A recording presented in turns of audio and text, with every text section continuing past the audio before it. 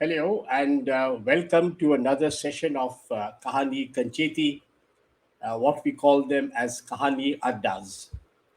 Now, today, keeping up our series of Poets Corner that we have been running for the last, I think, 2 months, we are taking on a poet and we are getting an expert to come and join us and talk about that particular poet and his style and the time. So we have had the first session with Faiz Ahmed Faiz, and the next one we had was the rebel Bengali poet Nabarun Bhattacharya. And today we are going to have Arun Kolatkar. And to join Kahaani Koncerti, we have Dr. Anjana Neira Dev, who will join us shortly, and I will introduce Anjana to you in a while. But in the meantime, let me tell you something about Kahaani Koncerti, because particularly for those who are joining us for the first time, well, we are actually a digital platform now. These are some of the new terminology that we have been learning. A digital platform. We have a website, and that's the website I have put up for you. So you all can please visit that website. And we are into anything from art and entertainment. And in the process, we actually are into. We believe that what we are trying to do is to engage, entertain, and enlighten. So whether it is book reviews, whether it is authors chat, whether it is cinema, music, theater, everything happens at Kahaani Koncerti. So today we are going to discuss the poet Arun Kolatkar. Now, what else do we do? Well, we are very soon planning in keeping up the series of Poets Corner, as we are calling it.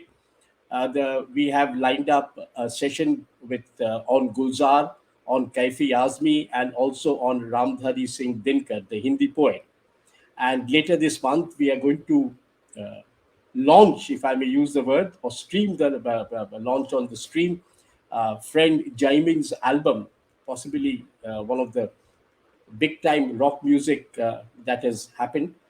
And we will also be discussing later in October the complete history of Bande Mataram by Devjit Bandyopadhyay, who has written a book on Bande Mataram. And yes, we'll also be revisiting the 60s of Bangla literature.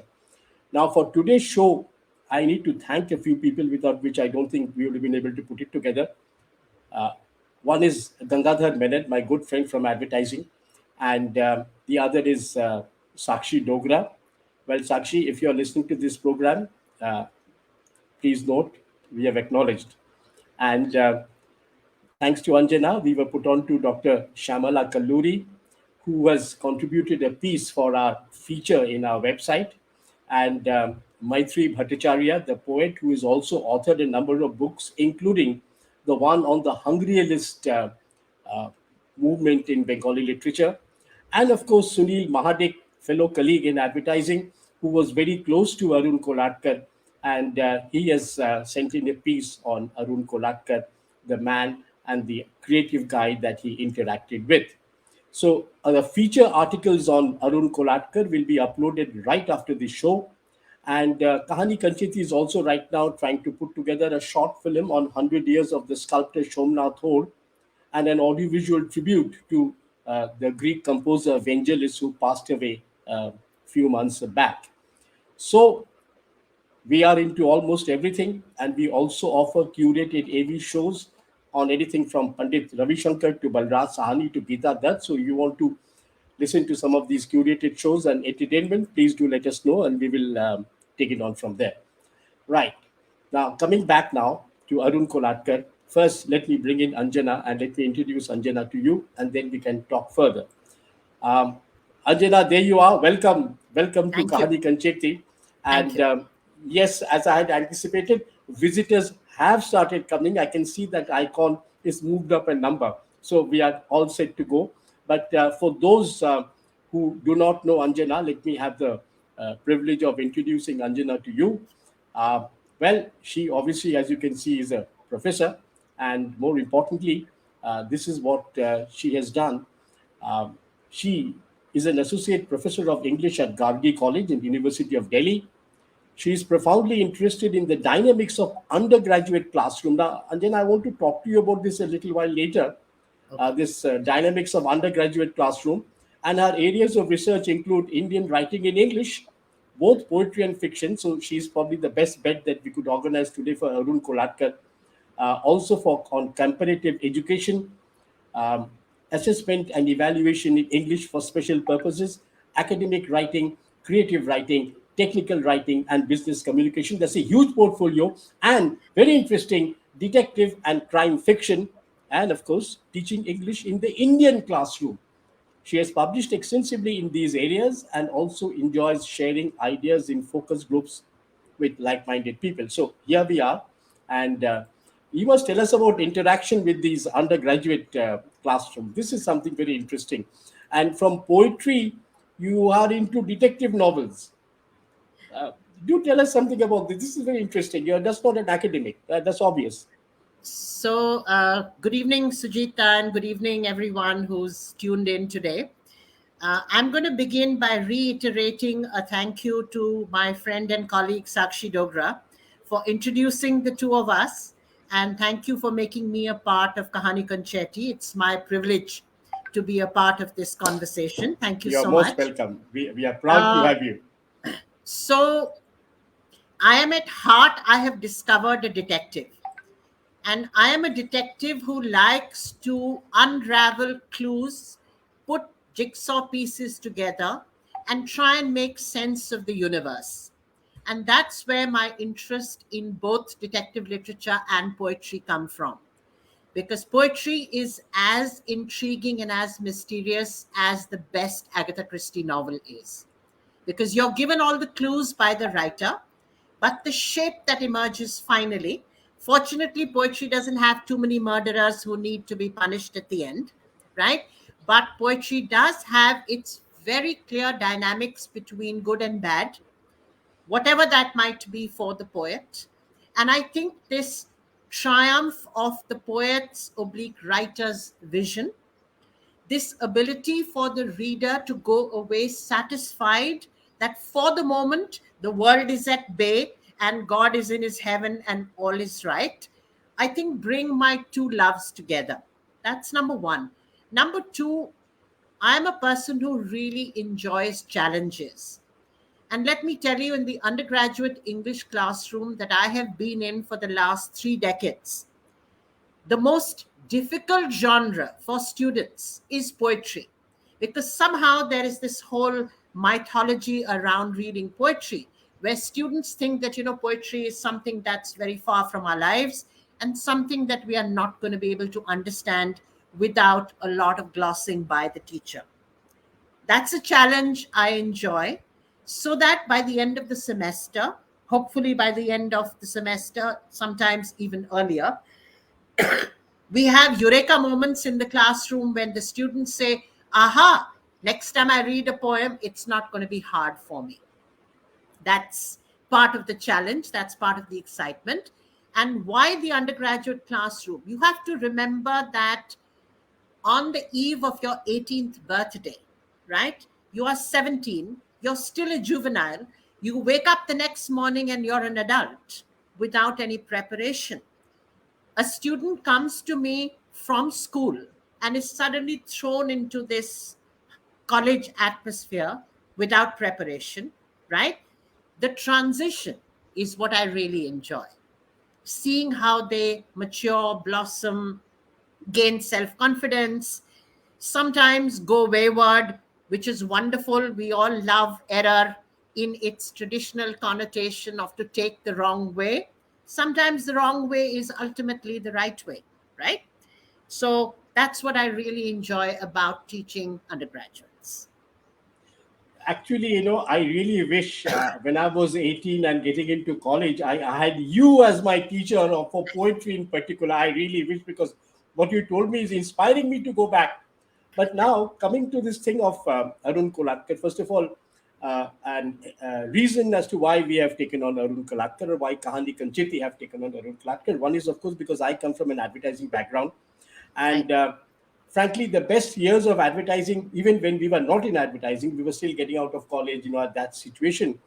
It was the work done by an agency called MCM. Now, Arun Kolatkar was the creative head of MCM along with Kiran Nagnekar. That whole, in fact, the Bombay movement.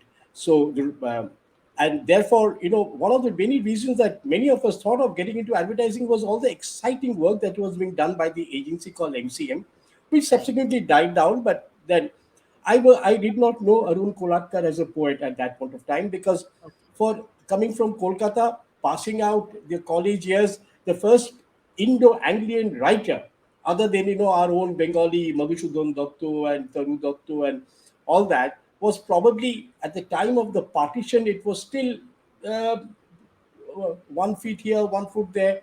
Sarojini Naidu and of course Harindranath Chattopadhyay.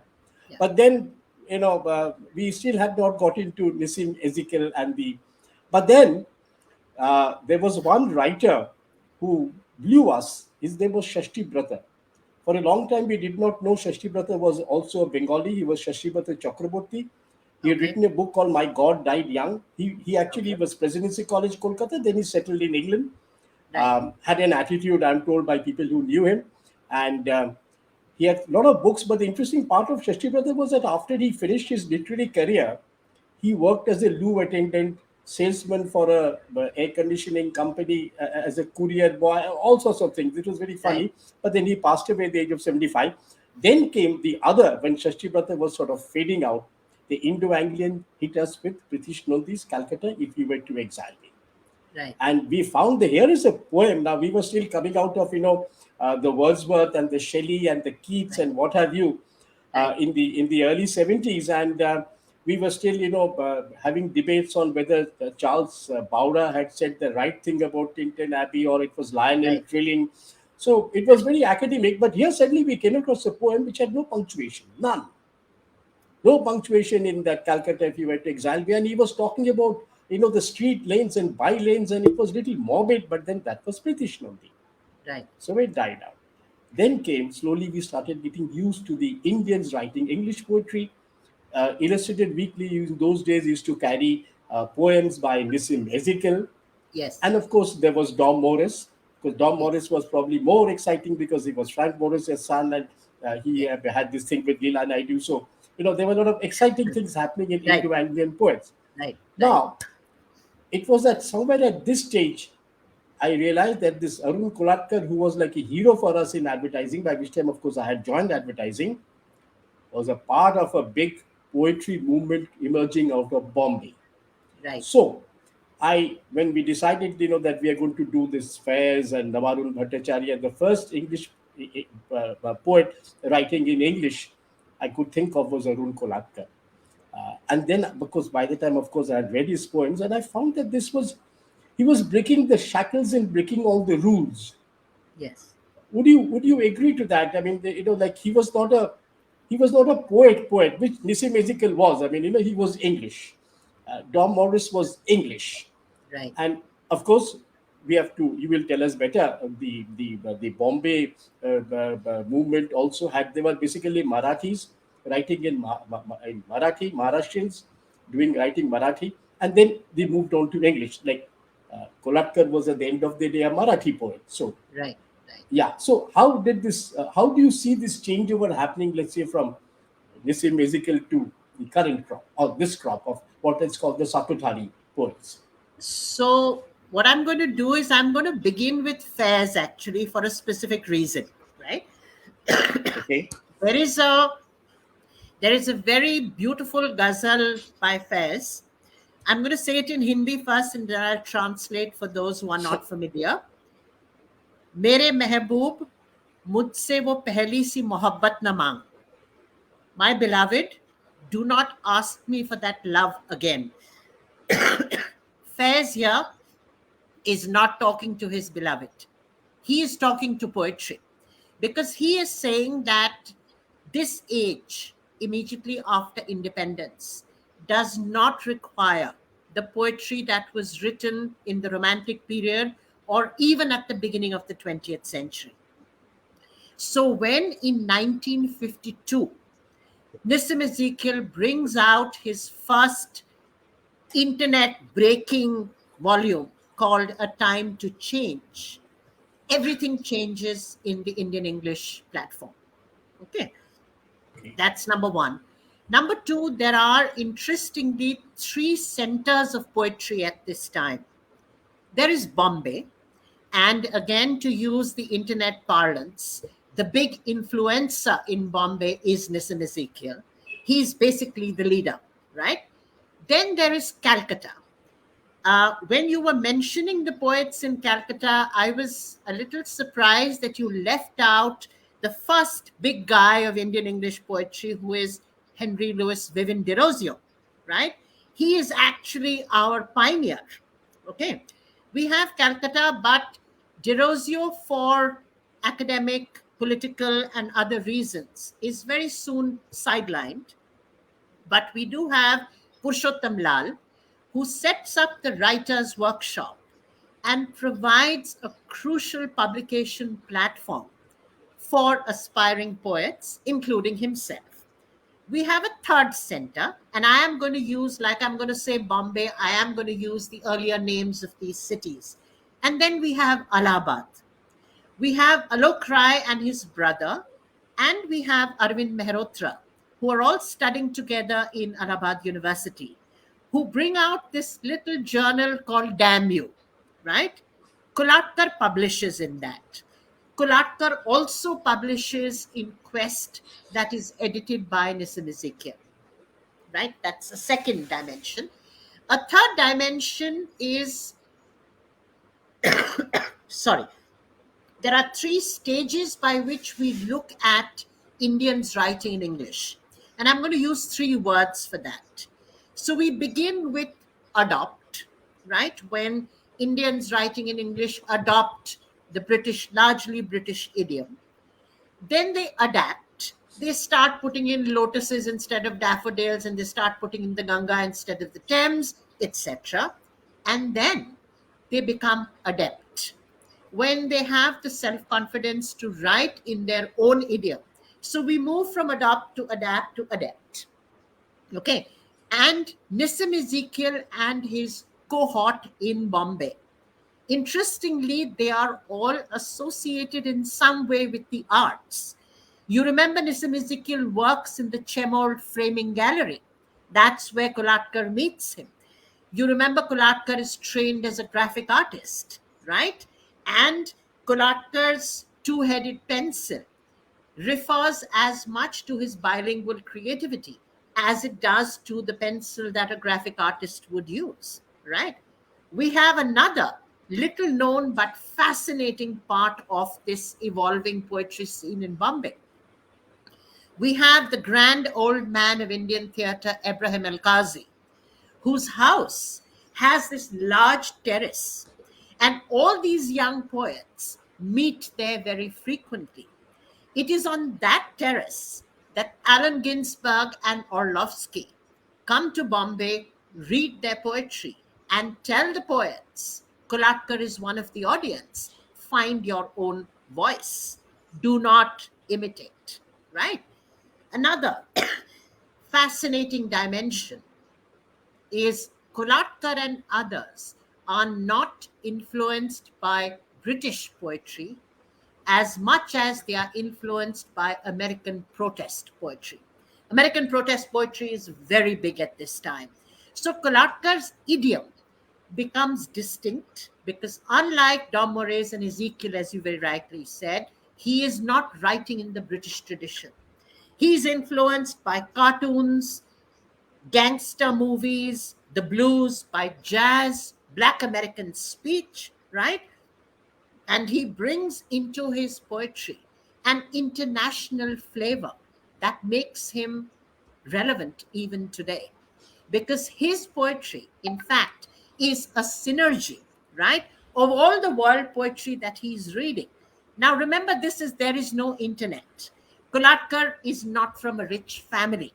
Where is he getting all these books from? There is a huge paperback revolution going on in India at this time. So the Strand bookstore in Bombay stocks low-priced books. Kolatkar has a very keen eye, not only in the observation of his poetic subjects, but even when he's walking the pavements of Bombay, he is very good at picking up bargains. Arvind, excuse me, Arvind Mehrotra tells us that Kolatkar actually kept a careful record of when he wrote every poem. More importantly, who were the poets he was reading at that time? And if you look at that document, Sujita, you will be astounded by the range of poetry that Kolatkar is reading and that is feeding into his writing at that time, into a single poem at that time. One final little thing before you go on to your next question. Kolatkar was in debt most of the time. Okay, he had no visible source of income because he kept giving up his jobs in spite of his, excuse me, wonderful advertising career. He was a bit of a maverick, so he kept moving from one job to the other. He kept giving away his books, right? So sometimes you would go to his house and the room would be overflowing with books. Sometimes you would go and there'd be not a book in sight. So his friends would ask him, right, what happened to all the books? He said, for me, the book is not a physical object. It's a mnemonic object. Everything in the book is inside my head and I can access it whenever I want. So he didn't need the book in front of him in order to use it in his poetry, right? That's the Bombay that Kolatkar is writing in. 1955, he publishes his first poem, The Renunciation of the Dog, right? And then we have to wait for 21 years before the famous Jejuri comes out. Yes, but in between, the Kala Ghoda has also happened, right? In these 21 years, or was it later? That So collection, I am relying on this, which is Arvind Mehrotra's right, edited collected right, works. right. And in this, he has put the poems in the sequence that Kolatkar wanted. Okay, So he okay, puts Jejuri first right. for Okay, that yeah, reason. and also probably Jejuri is probably his most well-read, or commonly Yes. referred to as. There is a point here being made by Deep Kanto Lahiri Chaudhuri. He said, "What about Michael Madhusudhan Dutt?" Well, Deep Kanto, that's the reason. We were trying to take on from 47 onwards. So we started with, and we mentioned that we are leaving behind Madhusudhan Dutt, and that's the reason I also left out Derozio. Though he had, Yes. interestingly, there was another lady writer you must have read. I haven't. I did. I came across the name while trying to put this together. Her name was Krupa Bai Sat Satyanandan. Yes. Satyanandan. Rupabai Yeah, Satyanandan. That's right. exactly. And she had written a book on the Hindu woman or something like that. I believe that's quite a The high caste rather, Hindu woman. yeah, the high caste Hindu woman. So I thought Yes. this was a name that suddenly cropped up. I said, never heard this name. I thought I must mention this to you. And yes, Anjana, you have Rashmi, you have Dr. Kaluri and Poonam Dev saying hi to you and thanking you for this. And in fact, I'm also thanking you. As I said, I should have been in your class when I was 18. There's no No, no. mistake on that. But going on further, uh, yes, so that's the, now you're right. When he did go to from Kolhapur, he moved to Bombay, did attend JJ, where he actually was a dropout. I mean, but he was a Yes. topper in the class and he finished it on his own. That's right. That whole That's right. his whole thing.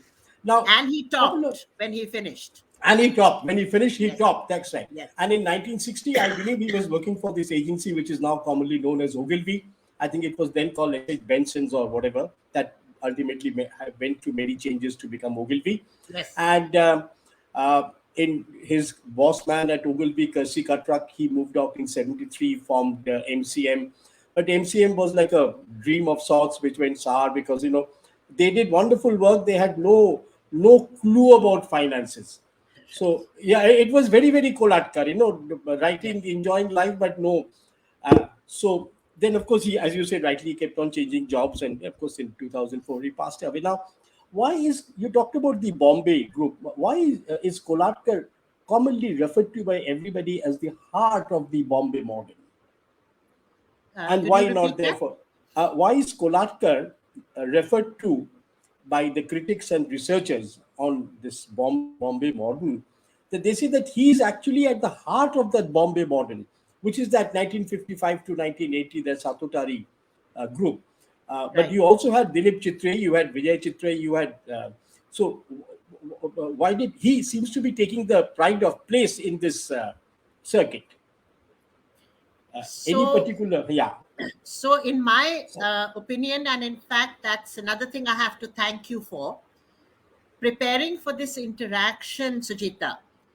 I revisited Kolatkar, read a lot that I had not read for many, many years, and fell passionately in love with him again. And there's a very good sweet. reason for that.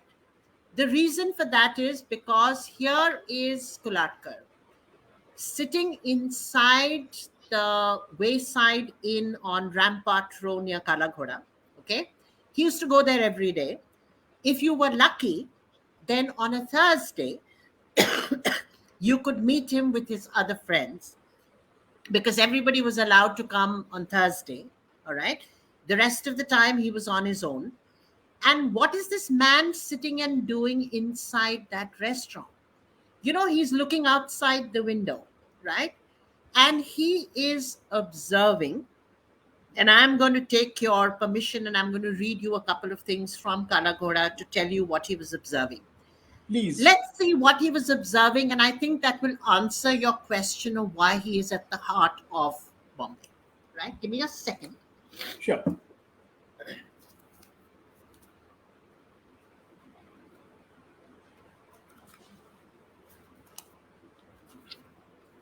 Okay. So he's watching this man who is carrying a poster. Okay. Right. Uh, this is a poster for advertising his abilities to be able to eliminate rats from your house. Is he looking at the rat? Is he looking at the man? No, he's looking at the poster. And this is what he said: the rat poisoned man has left his one legged poster leaning against the wall of Wayside Inn and settled down for lunch on the pavement with his back to the poster. In the polyphonic shade of the banyan, excuse me, the dejected poster stands facing the wall as if it has been punished, hiding its real thoughts and showing its blank, unsized, and uncommunicative side to passers by. Okay? Here's the wall against which the poster is leaning. The wall can talk about an old hat shop that doesn't exist anymore. It can talk about cheerful red check tablecloths, blue Delftware, and rose windows, cut glass vinegar bottles with round stoppers and antique silver plated cruet stands. Boy Meets Girl at the corner table is a story it never tires of telling and remembers all the old songs from the 30s onwards, from Segal and Bessie Smith to Guns N' Roses. Right? That's the wall. Okay. It's New Year's Eve. Okay. And he has taken on the avatar of the old year going away. What is he doing? Not singing Auld Lang Syne. He is looking at a post box. How many of us have looked at a post box in recent years? And this is what he tells you. Inside the pillar box, New Year greeting cards are smooching in the permissive dark. I hear them billing and cooing, sighing and moaning, as if there's no tomorrow. They nestle against each other in the zero gravity of pure love and affection, where all laws break down. In the no man's land between the sender and the receiver, betraying both. One last fling before each one goes primly to its rightful receiver with clean ivory card conscience. I was a pretty unremarkable year all in all, and will no doubt be left out of history books. One final little poem I will read. Kolatkar writes about everything and everybody who is not in the history books of Bombay, right? And one such person is Meera. This is not Krishna's Meera. This is a different Meera, right? Give me a second. I'm just going to locate her for you.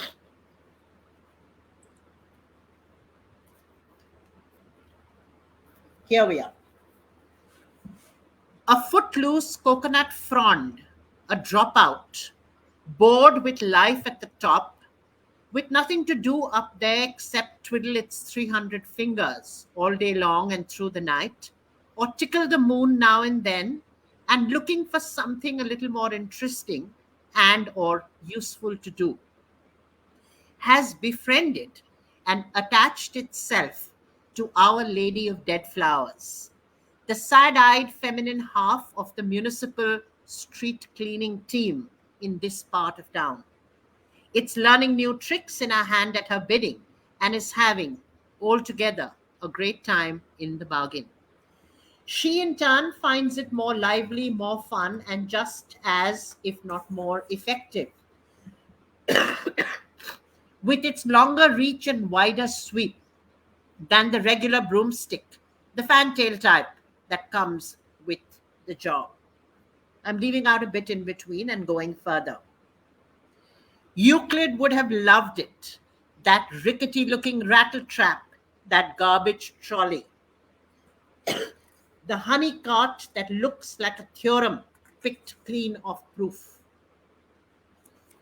When it is full, nearly to the brim, she climbs to the top and begins to dance within the narrow compass of the wicker bin.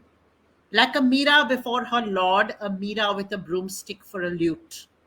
Shifting her weight from one foot to the other, she turns around herself by slow degrees, giving her toes enough time to genuflect and offer obeisance to all the cardinal points, to each of the 32 compass points in turn.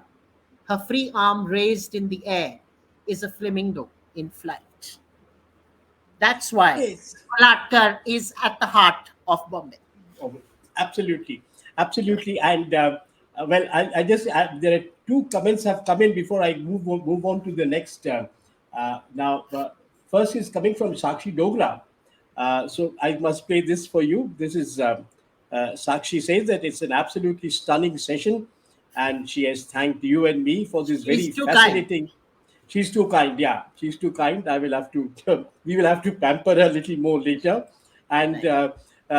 Rekha has said that it's a lovely session. And finally, Deep Kanto, Doctor and Professor Deep Kanto Lahiri Chaudhary says that he is thanking Kahani Kanchiti for the great session.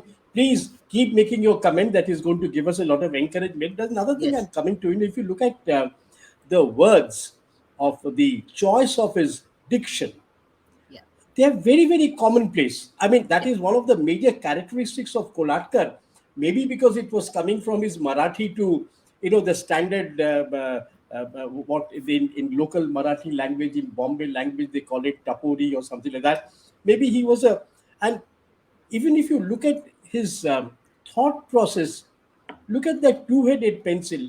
With one side I write, it comes out in Marathi, and the other side I write, it comes out in English. I mean, nothing can be more simpler than that, and Yeah. yet nothing can be more dramatic than that. And this other one, which everybody, and there is this friend of mine, Shubha Megle, she is also watching. Uh, she had sent me this thing about that. My name is Arun Kolatkar. Yes. Then there's a matchbox, and I took the matchbox, put it in my pocket, and it is still there. No, I think this was a complete break from the poetry kind of a. But there are two issues that still I think we need to. One is that, of course, you had a whole lot of other poets happening in the Bombay Modern. You had Kiran Nagrekar, Eunice D'Souza, and what do you call Adil Jusawala. So there was a big thing happening. Whereas I know in Kolkata, in Bengal, there were two major movements. Of course, that was not in English. One was called the Hungryalist, Yes. and we had this poet called Moloy Rai Chaudhary, on which Maitri has written a book called The Hungryalist. He was the Right. first Indian poet in any language to have been sentenced to death to jail for having written obscene poetry, Oh which dear. is hardly obscene by today's standard, but that was 1963. Right. And then of course he was let off by the higher court, and he said, I had no money. I almost hopped onto a bus and came home to torn shirts. He's still around, Mola Rai Chaudhary. The other one was what was called the Krittibash group, which meant Sunil Ganguly Right. and Shakti Chattopadhyay, of which Sunil became more of a novelist. But Yes. Shakti Chattopadhyay continued to be the poet, but they were writing in Bengali, and we were all. And unlike unlike the Bombay Modern, who were meeting at the Stadium Cafe and at the Asiatic Cafe and the library, Right. the Bohemian part of the, because they were also very much influenced by Ginsberg, I must tell you. So Yes. they were moving on to all the local thekas in Kolkata where they served local liquor, and Yes. very often we used to go and see them drinking there and making merry, because we used to say, like, so it was totally different. However, there was a huge, you mentioned about the American influence, Ginsberg, the Vietnam War, the flower children, and mind you, 1969, 70, Woodstock had happened. Yes. Yes. And also, so there was this huge, what shall I say, an influence which was breaking down the shackles of, the standard norms. It was kind of a counterculture. I mean, the Kolatkar, probably, other than just being at the heart of Bombay Modern, probably he was also the heart of a counterculture that was happening. So, there were too many things happened within that 55 to 80, if you look at it Yes. that way. Yes. And the other factor was that, he used a language. I was coming back to the language of Kolatkar. Some of it was, he was accused of using vulgar language. But then he said, well, that's what we speak. I mean, isn't that the language we talk on an everyday, situation? This is something the Hungarianist had also done, and but maybe a little Yes. poetic. Right. But I mean, one of his poets, one of his little small poems I keep, getting carried away, is that one which he says that, पहले भाभी को बोला कि रात में भाई साहब के ड्यूटी पे आ जाऊं, and that, I think, had a lot of, well, it face of it had a lot of abusive words in that, Mm. but it's still considered as one of Kolatkar's very best. So, uh, where do you think this, after Kolatkar, where has the Bombay modern movement gone? So there's one thing that for me distinguishes Kolatkar from Ezekiel. I'm going to Yeah. approach your question in a slightly roundabout way. Okay. Okay. So the if I am to attach one word to Ezekiel's attitude to Bombay and his place in it, that one word is irony, right? And to be literary for just a second, his irony is very satirical, very harsh, and there is a clear detachment and distance between Ezekiel and the observed subject, right? Kolatkar is ironical, but never detached. He tries to appear that he's standing at a distance, but anything that you read by Kolatkar, anything, and I'm going to read you a stanza again, shows you how passionately engaged he is with his observed subject. There is such a profound sympathy, there is such a profound affection that Kolatkar feels for the dog on the pavement, the lice that a half naked woman is pulling out from her lover who has just been released from jail, the little boy who is being washed by the ogress, one of his much anthologized poems, or even the rubbish that he sees on the pavements of the streets of Bombay. Why is Kolatkar looking at the rubbish? Because he loves Bombay, right? And mourns its deterioration, its descent into chaos. Okay. So, grapes as vineyard wenches crush them underfoot, aspire to greater glory. After more penance and a period of silence and seclusion in a dark cellar, clay, as a potter treads it, hopes to rise again, find a new purpose, and sit cheek to cheek on a pretty maiden's shoulder after being tested in fire. We too have our own tryst with destiny, and feel the birth pangs of a new city, but prepare for a long period of exile in the wilderness of a landfill site. This is the Song of Rubbish, right? That's where Kolatkar is approaching it from. Look at the way he begins a poem called To a Crow. That was smooth, Mr. Crow, a perfect landing. You swoop down from the y axis of the tree, a black blur in free fall, stretch your wings and level off along the baseline of the pavement, executing a perfect hyperbolic curve with throwaway ease until you just skim along, give yourself a slight lift, and touch down. You can hear the affection in Kolatkar's voice. Yes. However detached and ironical and cool he wanted to be, right? He was so passionate about everything that he saw. That probably broke his heart, right? It's very difficult to survive when you feel so much. That's what happened to Absolutely. Kolatkar, I think.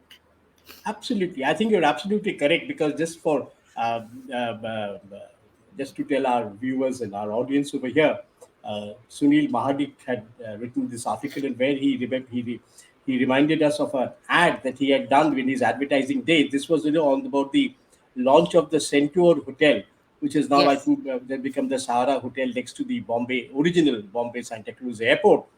And right. his creative line said that the only five-star hotel with an airport attached. Good one. Yeah, that's it. It said, I mean, it was, this is what was, this is how, the crow. So, he was so simple in his entire thing.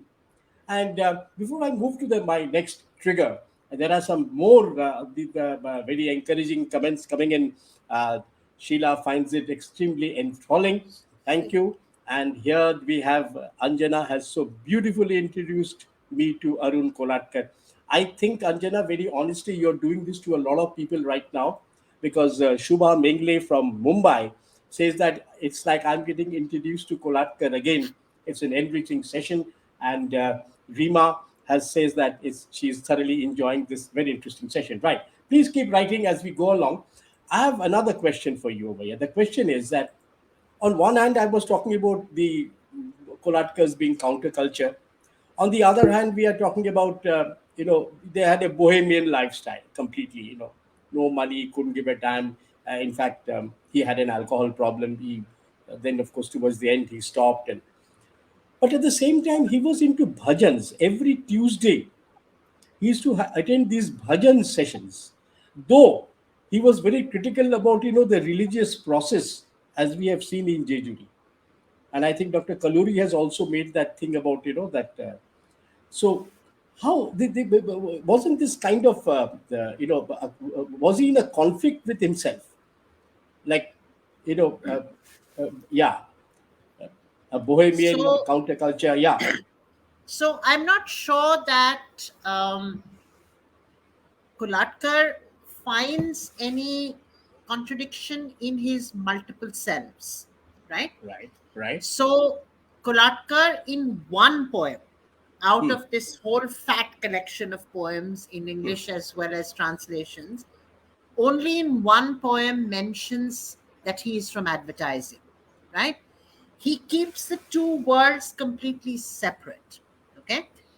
At the same time, Kolatkar, like I think every human being on the planet, including me, is on a perpetual quest. Because as I mentioned about myself in the beginning, life is a mystery. Okay. And Kolatkar tried every strategy that he could to solve that mystery. So when he goes to Jejuri, right, is it the temple that enthralls him? No. Is it the priests genuflecting in front of the 8 oblique 18 armed goddess that he makes fun of that enthralls him? No. Can we just for a second look at what really enthralls him? Just for a second. Okay. What is God and what is stone? The dividing line, if it exists, is very thin at Jejuri. And every other stone is God or his cousin. Immediately after that, he will say, there is no crop other than God, because the only business in Jejuri, okay, is that of the gods. There is one thing that I found rereading Kolatkar that I haven't come across in any critical material. There are a lot of biblical allusions, a lot of allusions to martyrdom, to the cross, to building your house on a good foundation if you want it to stand. You remember that biblical allusion? I'm going to read it, 3 lines. Sure. If you choose your first stone well, the kind you can build upon, the stones will stand. Right? This is straight out of the gospel. Okay? Do not build your house upon sand. Okay? And then to answer your question about 1 minute. Here. So he's left the temple town behind. He's walking to the railway station. You've left the town behind with a coconut in your hand, a priest's visiting card in your pocket, and a few questions knocking in your head. You stop halfway between Jejuri on the one and the railway station on the other hand. You stop dead and stand still like a needle in a trance, like a needle that has struck a perfect balance between equal scales with nothing left to add or shed. This is that taraju wala needle. Yeah. What has stopped you in your tracks and taken your breath away? What are you and I expecting? A sunset? A flamingo? No. What has stopped you in your tracks and taken your breath away is the sight of a dozen cocks and hens in a field of jowar in a kind of harvest dance, the craziest you've ever seen, where 7 jump straight up at least 4 times their height as 5 come down with grain in their beaks. And there you stand, forgetting how silly you must look, with a priest on your left shoulder, as it were, and a station master on your right. Nothing on incongruous about the bhajans on Tuesday. Kolatkar Absolutely. negotiated that well. Right, right, right. Absolutely. That's an Absolutely. unusual answer to your question, but I hope it answers it anyway. No, no, I'm sure. Well, I hope it answers the questions. I'm only trying to. In fact, I must tell the audience over here that I was extremely nervous coming hosting this show today for 2 reasons. One was the more I dug into Arun Kolatkar, I realized that I should have started this 2 months back and done up all my studies, because it's this is Right. and even now I think I'll be going back to Arun Kolatkar because it's still not complete. Number one, number Yes. two.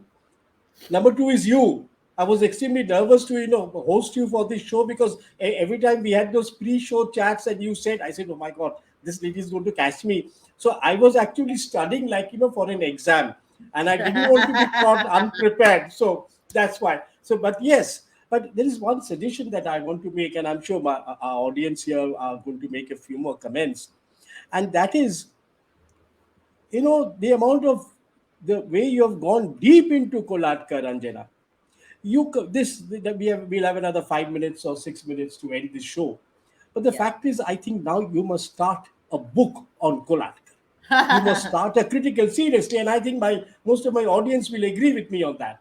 And if you do agree with me, please say in the chat column, yes, you agree with me, and we can all force her and push her to, because this is an amazing analysis. Is what they are saying is falling exactly. And I know you have got a throat problem, but you're making a lot of effort to read No, no, out I'm those fine. poems, which is no, but so that's something that is really remarkable in its whole thing. So carry on, yeah, So the last 2 minutes, yeah, you will tell me when that happens. yeah.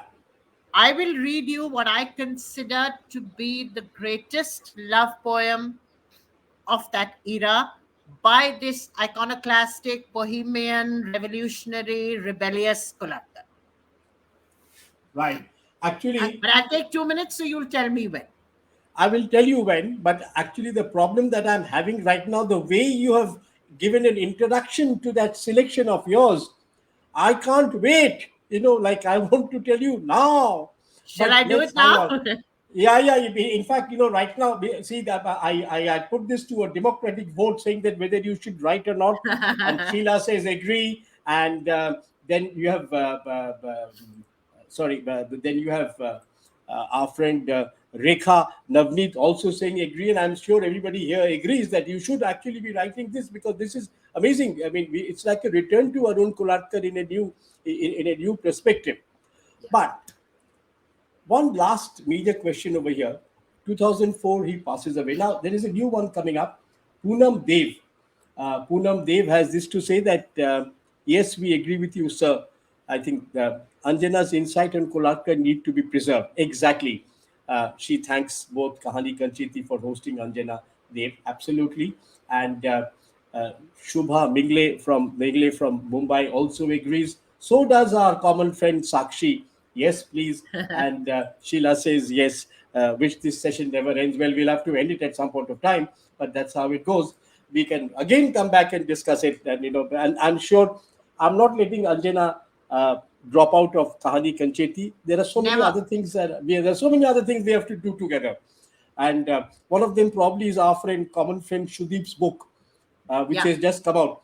And I that's must say right. that guy is on a high. I saw his launch program. Is one today it is Hyderabad, to tomorrow it is Bangalore, then 7 days later it is Oxford. That's I mean, right. yeah, my God. I mean, where do you catch him? Unless like he invites us to Oxford or something, I'll catch to him for you. Don't worry. okay, right, okay, okay. But I think we need to have a chat with him on that. So, one more thing: what happens? What happened to the Bombay, the Bombay poets after 2004? No, they have. By the way, Kolatkar also had written graphic novels. He had written the score for a.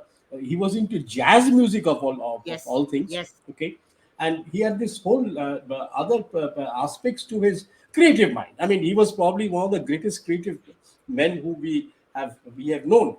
So, but what happened to the Dilip Chitres and the Adil Jusuwalas and everybody? The Bombay seems to have uh, changed, or it died out. It's a normal thing, but any case, So I think the politics of publishing and anthologies and syllabi, right, at the risk of raising some eyebrows and maybe annoying some people, but there is a very, very clear politics. It exists the world over. It has existed from the beginning of time. 8th century BC, Ovid faced a similar problem. So it depends on who includes you in their anthology and who doesn't. yeah, It includes on what university syllabi find relevant at a particular time. It also depends on whether publishers are willing to take a chance on poetry. But I do feel, Sujita, without undue flattery, that your contribution in this, the contribution of organizations like Kahani Koncerti, will go a really long way in keeping Kolatkar alive. Kolatkar and others like him. Because, otherwise they're going to get relegated to the margins. And five of us are going to basically get very excited about Kolatkar's poetry, keep true, rediscovering him. Hopefully, true, my students and the students of all of us will carry the legacy forward. right, But we are a very, very tiny minority. We need to spread the good word, if you like, again, in biblical terms, right? And make sure that even though the Wayside Inn in Rampart Road no longer exists in the way that it did when Kolatkar sat in it, and I don't know if how many people know that that's the same place where Ambedkar used to sit very often when he was drafting the Constitution, right? Even though it doesn't exist. But it's only thanks to Kolatkar that the pavement stones outside the Wayside Inn, Mira wielding her broom and clearing the pavements, the pie dog who wakes up every morning with the brush of the sun on him, right? And that rat poison man leaning his poster against the wall I talked about. It's only thanks to Kolatkar that they are alive. Yeah. And if I can paraphrase Shakespeare for a minute, this is what gives life to thee, so long as man can breathe, right? This Bombay will never die, thanks to Kolatkar. So we can't let Absolutely. him go. We can't No. let them go, right? They're a part of our history. Can I do Absolutely. my love And poem now? yeah, yeah, but just 1 minute. I think there is one. I want to put this up for you.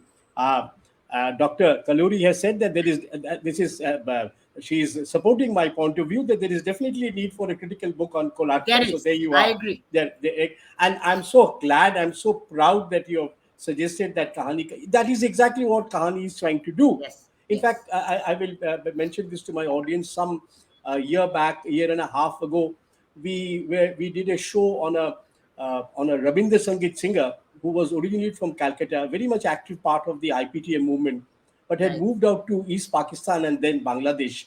Okay. And I had a very senior Bangladesh literary person joining me from Chittagong. And at the end, he also said the same thing. He said that we need to keep talking about these people, otherwise, to keep them in, the relevance factor is so important. And I'm sure all of us will be able to do it together of get Kolatkar back in this, get him back to relevance. But yes, you can. Yeah, somebody says that this session should never end, but we have to. But carry on. I want to hear that. I'm dying for that 2 minutes of your poem. So the poem is called Traffic Lights, right?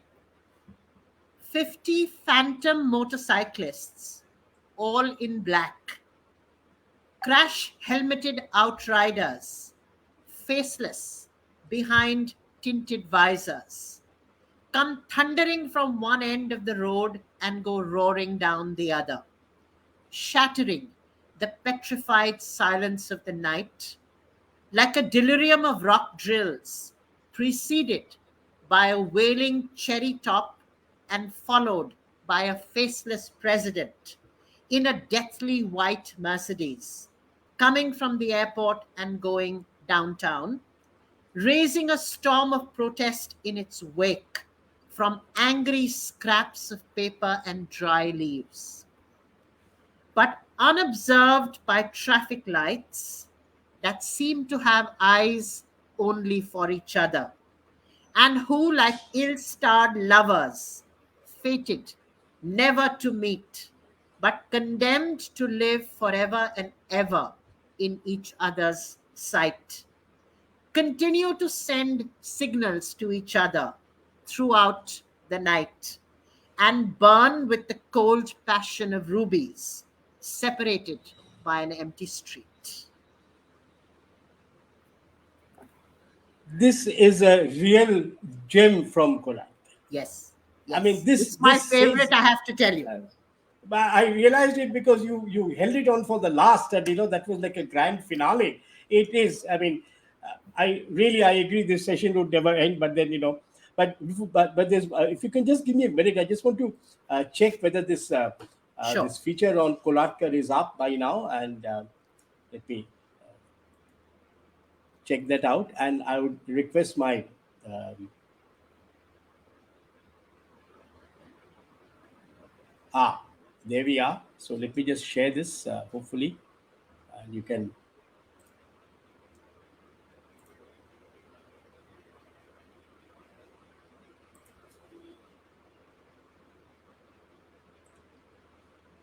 There you are. So the feature in our website on Arun Kolatkar is up, and that's Arun Kolatkar, Wow. and uh, and we also have a poster which was done after Kolatkar, and this is what Sunil Mahadik I use the word gift. He has gifted it to us, a very How lovely. interesting poster, and this you can see Kolatkar in various the Wayside Cafe and Stadium Cafe and all other Yes. places where he used to what were called kattas in their Marathi language. And so this poster is the main focus. And then, of course, we have there is this article by Dr. Kaluri is somewhere here, and that's how we have done. So please, after you finish this, please go and read this. Yeah. Uh, this feature of ours. And please stay tuned to Kahaani Koncerti uh, on a regular basis. And I hope, oh, Shubha Megle wants a part two. Shubha, we'll do something. We'll do something. But don't worry, I've got got Anjana in the bag, so we'll have to do a lot Yes, of yes. things together as we are discussing. Right. And there's one more little note I want to share with everybody, which is little. I hope that we are looking for help and volunteers. Check out our website and see if there's anything interests you. This is a dil se and pyar se and out of passion. So I do get a lot of youngsters. They say yes, yes. We want to do it. A lot of my friends say take my kid. The only thing that happens after 1 or 2 times, they say, uncle, are you going to pay me little money, pocket money? अभी नहीं है बाद में होगा अभी तो लिखो Right. so बाद में so that's where we are. Well, I think I really don't know exactly where to end this, where to thank you, but well, I'm sure all of you enjoyed this.